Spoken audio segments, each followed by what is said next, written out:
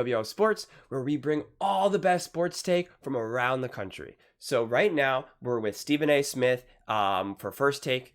You're probably wondering, but why watch it here and not over there? Because over there, they don't care about your comments. They don't care about your views. They don't even read them. Over here, I do. We care. I actually read every single comment. So if you think what I'm saying is awesome, please let me know. If you think what I'm saying is outrageously stupid and crazy, also let me know. Either way, let's get into some discussions, let's get into some fights, but ultimately, let's just have some fun. And if you like this video, please give it a thumbs up. It really helps with visibility, and definitely please subscribe. I'm trying to build a community. I think we can do it. I think it's going to be really great and awesome, and it's completely free to you, and honestly, it means everything to me. So please don't forget to like this video and subscribe. So without further ado, let's get to it. Howdy.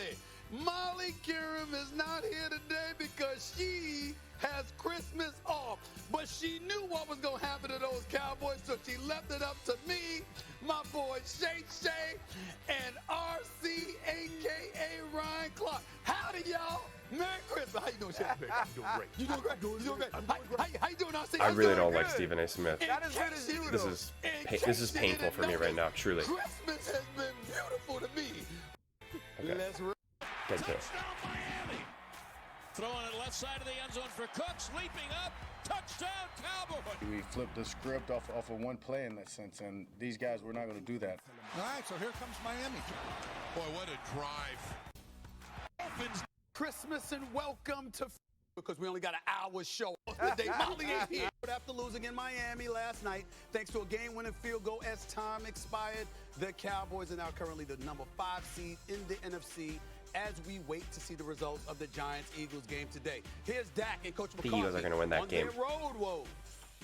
This is completely on everybody, one that sucks, but definitely took a step, I guess you can say, from obviously last week's game, getting some points, playing a hell of a team here on the road. It sucks. We hate to lose. Nobody's taking any moral victories That from was the such an Number one, it's a ugly juggernaut play. game. We got to play Oh my better God. than we did today because you have to play above it on the road, and road warriors we will be. Shannon Sharpe, we watched the Cowboys lose this game yesterday. Have they been exposed? No, because they've had this issue all year long, is their inability to consistently score in the red zone. And when I broached the subject, oh, we won the game 38-3. No. That's not what the consistent issue has been. That's obviously been an issue. The consistent issue is that the Cowboys can't beat an actual good team. The Cowboys can't beat an actual good team, and the Cowboys can't win on the road. That has been the consistent issue. So they haven't been exposed, okay? They were exposed weeks ago. I mean, this has just been unfolding for them. And this has been a consistent issue for not only the Cowboys as a whole, but also Dak Prescott. Dak Prescott really does not do well against good teams. And this is consistently proven. And if you are a Cowboys fan, okay? If you're truly, I'm speaking to you Cowboys fans right now. If you're a Cowboys fan, you guys want to jump on me and say what I'm saying is outrageous. The Cowboys are awesome. Dak Prescott is amazing. Dak Prescott is MVP. I don't get that logic because you should want more from your team. You should be able to look at your team and say, wow, we are not winning against good teams and we are not playing well on the road. That's undeniable, right? You can't dispute that. So you should call out your own team. You should call out Dak Prescott. You should call out the Cowboys. You should call them out and say, I demand more. I want more. Because otherwise, you just keep getting the same result again and again. I mean, who do you actually feel confident going up against on the road in the playoffs? They've never shown you that they can do it in the regular season. So why are they going to rise to the occasion in the playoffs? I mean, it's just kind of absurd. So I don't know why Cowboy fans get so defensive rather than being like, yeah, you're right. This is something that we need to figure out. Otherwise, we're not going anywhere. Like, you have to address your weaknesses because your weaknesses in the playoffs always come back to haunt you. No ifs, ands, or buts. No matter what the sport is, whether it's football, basketball, baseball, soccer, doesn't matter. Your weaknesses in the regular season always come back to harm you in the playoffs. And it rarely works out for you. You can rarely overcome those deficits. And that's clearly what the Cowboys are facing right now. So it's just, I don't know what you need to do in that regard, but it was just sloppy football. And then, Micah Parsons is complaining at the refs. I mean, I watched that whole game from start to finish. Was there a couple bad calls? Yes, but for both teams, right? On both sides of the ball. That's just football. That's just sports. I mean, honestly, like every single play, there could be a flag technically, right? It's kind of like LeBron James practically gets fouled technically every single time. Shaquille O'Neal, like that's just football. That's just sports. So if you're gonna in the business of blaming the refs as to was it the refs' fault why you fumbled at like the 1 yard line? I don't think so. No, it wasn't. Was it the refs' fault that you only put up 20 points against the Miami Dolphins? Like, no, I don't think so. So that's on you, not the refs. That's a bad look. And the fact that you guys are all kind of complaining and crying, just a few more games left in the regular season. I don't know, man. This is just not looking good for y'all.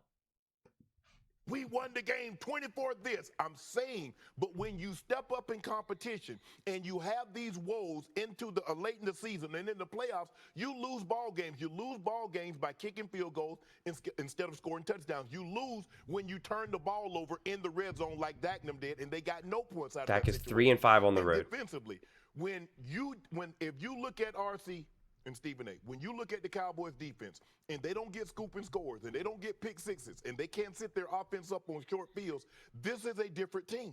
And so they haven't been exposed because I've been seeing this for the entirety of the season.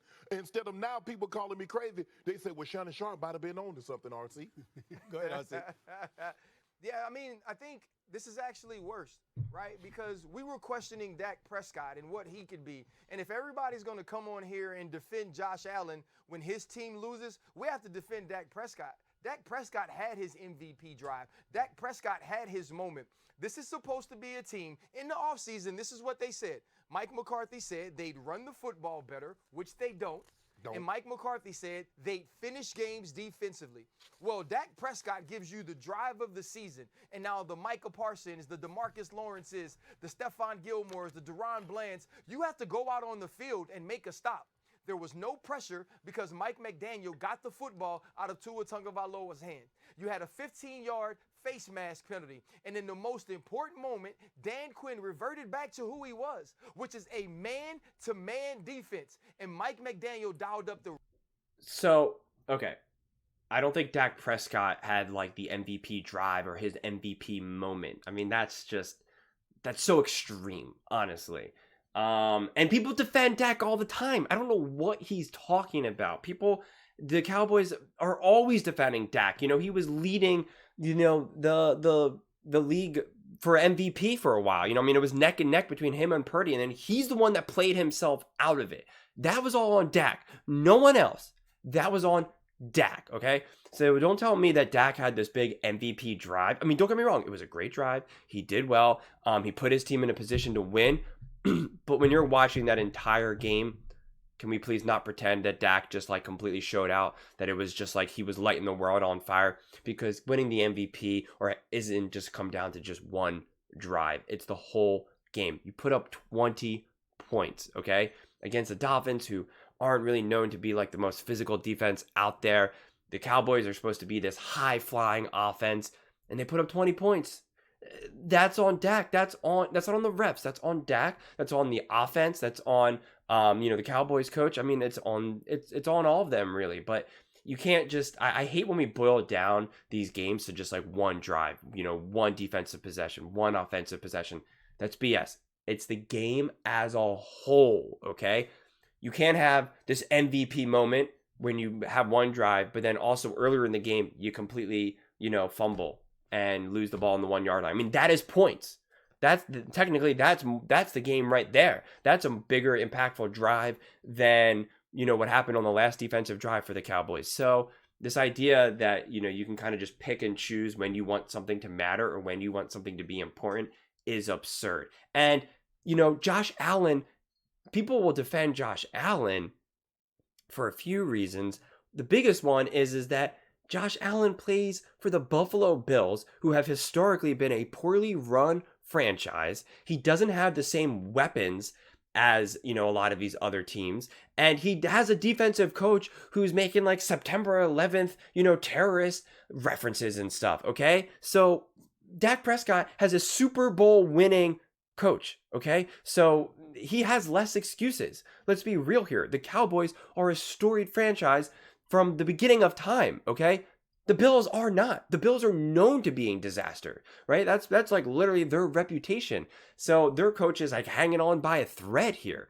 So this idea that, we defend Josh Allen, so we have to defend, Dak Prescott, that doesn't make any sense. That literally makes zero sense. The Bills ask Josh Allen to be Superman every single game, every single play.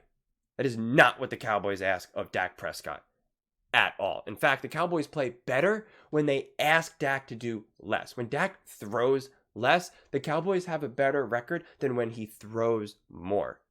I mean, just look it up. Go down, look at the numbers. So this idea is just weird.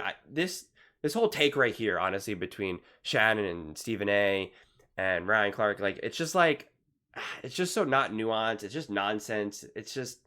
This is honestly in the future. I don't know how many first takes I'm going to do because I just don't like a lot of the things I have to say. I think it's nonsense. Personally, I'm sorry. I'll see what you guys think. If you guys want me to keep doing first take, I definitely will. But it's hard for me because I just think it's just a whole bunch of nonsense. That's why I really favor First Things First, The Herd, shows like that. So I don't know. But what do you guys think? Do you think the Cowboys were exposed? Do you think the Cowboys are good? Do you think Dak Prescott is good?